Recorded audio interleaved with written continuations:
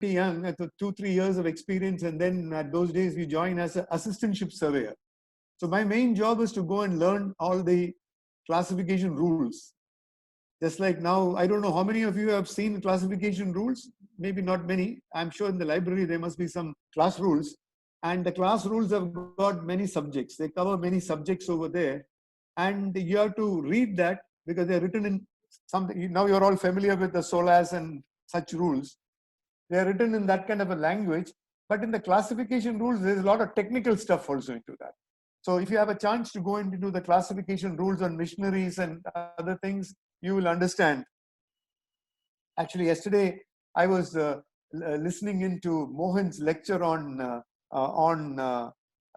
the main engine characteristics, and of course, I asked a very important question, which I thought these things are kind of explained in the classification rules also. So he was asking a question that given a propeller, fixed propeller, and your engine is already designed, how do you know that the engine is deteriorated? So he said the only thing you can do is to check the specific fuel consumption. There is nothing else you can do because everything else is fixed. The thrust demand is fixed. If it's consuming more, means your engine is deteriorated, some system is not okay. These kind of insights are available in ship classification documentation. So, but only thing is it doesn't come in that simple way. You have to go through a ship classification rules and read it. So when you become a ship surveyor, you have to get a broader view, a larger view of various topics. But finally, on board a ship, what you see a typical surveyor's life is, going in and checking. You are all very familiar with this. So you don't have too many tools. You only have a torch and a hammer, and then you go and check for the physical structure, or you go and start something and shut it down and check whether things are working. This is the practical part of. So most of your time you're concerned about when a surveyor comes in there, how do you show them? Actually, the surveyor is not coming there to really see whether things are not working. Surveyor wants to see things are all okay, which means you must know what he is looking for and then fix it and keep it ready so that there is no problem, so that your certificate is always valid. So the surveyor is only the end of it. It is not the beginning of the survey. It's the end of the survey, for which you have to do a lot of preparation yourself. But when it comes to a little more in-depth surveys like this, during the bulk carrier surveys, you have to climb up and go do a close inspection of a topside brackets. When the bulk carrier section, you have to climb up here, which means you have to have the scaffolding up here. The survey will go there, check it. Maybe thickness measurements have to be done here. Then it calls for a lot of planning. From a practical point of view, it calls for a lot of planning over there. So the ship certification and classification is a teamwork of many people, the shore people, the workshops, the thickness measurement firms, the surveyor. For surveyor is finally coming in and saying everything is okay. And so the trade will go on. The certificate is very, very important. But at the same time, because I had these kind of things, which I've already discussed with you, very rarely you will see now a tail shaft withdrawal or a rudder pintle. You will very rarely come and see such things because now the technology has improved. Tail shafts are not required to be withdrawn. Controllable propellers are never opened, unless there is a problem. So a whole set of maintenance things have changed now. From the olden times was preventive maintenance, meaning at some periodicity you open something and check. Nowadays, because the reliability has come, it has become reliability centered maintenance. So very rarely you do these things unless there is a damage. If there is a damage, then of course you will see. So many a times that itself may not happen in your lifetime. So this has changed significantly over a period of time, the maintenance concept and the surveying concept itself. Now, I was told that in the future, maybe even audits or the surveys, if the class society surveyor cannot come on board your ship, what can you do? You'll still have to maintain like for example, surveyor will still want to check certain things are being done. So what do you think could be an idea for the future post-COVID ship classification? practically in these kind of things. Of course, when you're doing a major repairs, maybe you have to go to the dry dock. But maybe this inspection which I'm showing here, this can be done with a drone also. That means you can go and even scan these things remotely. Some technology solution will come.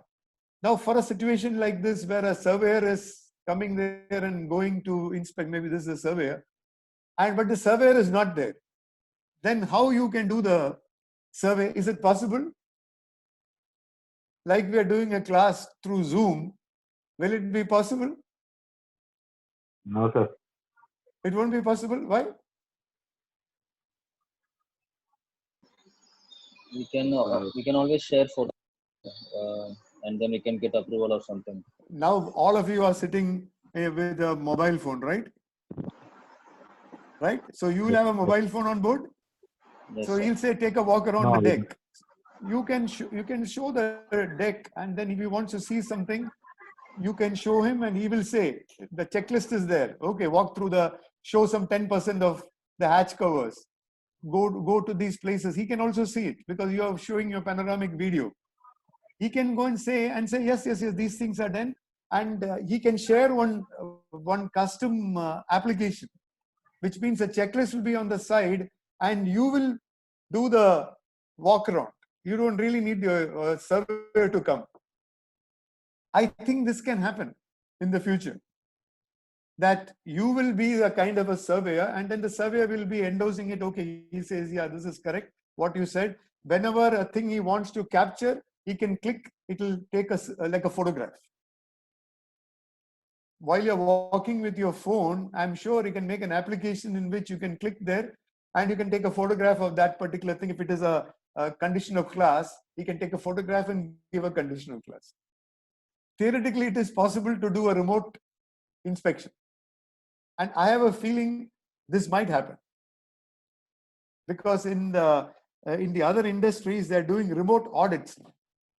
So they are not going to this thing, they are doing it remotely. They have got one checklist and they're asking the management representative to show, okay, please show me your internal audit reports. What are the findings? How do you do it? So they will go through some samples because anyway, inspection and audits are samples. So I feel this post-COVID is going to change a lot of things the way we work. It need not necessarily be the same thing. Even the third party interacting with you will change. So this could be one of the implications of this COVID, post-COVID changes. Of course, things like this, major repairs, that will continue because you can't do this remotely. But inspections can be done a little remotely. These kind of things you have to do it, but these things don't happen very frequently unless then you're in the specialist area. Specialists will come and do this. So you will mainly on board the ship, it will be minimum kind of troubleshooting because the design principles are there. Maybe there won't be significant changes there, but there will be operational changes, like you're not getting your food in time, you're getting your sign off in time. In the ports, maybe pilots are not reaching in time. I don't know. There could be various such issues in the pandemic world. If diseases are going uncontrolled, what they are saying is this virus is a different mutation. So there is no treatment for it. And it is very, if it hits you, it kills you very quickly. So it is something which is unknown. Though people say it is made by China, this, that, and all, we don't know what is it. But it is collapsed the world in 2 months. So it's a very powerful change than 9/11 or whatever we have seen so far. Okay. Then another part of this thing is welding. Repairs. This won't change. Welders will have to go there.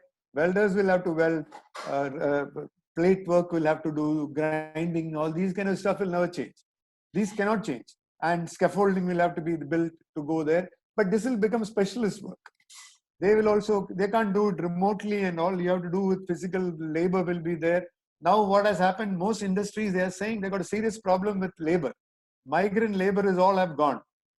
So you don't have migrant labor people coming. Yesterday I was listening to one lecture with one big construction company. So they were saying that now they will provide living within the construction site. which means the shipyard will have their workers, like in China already had that.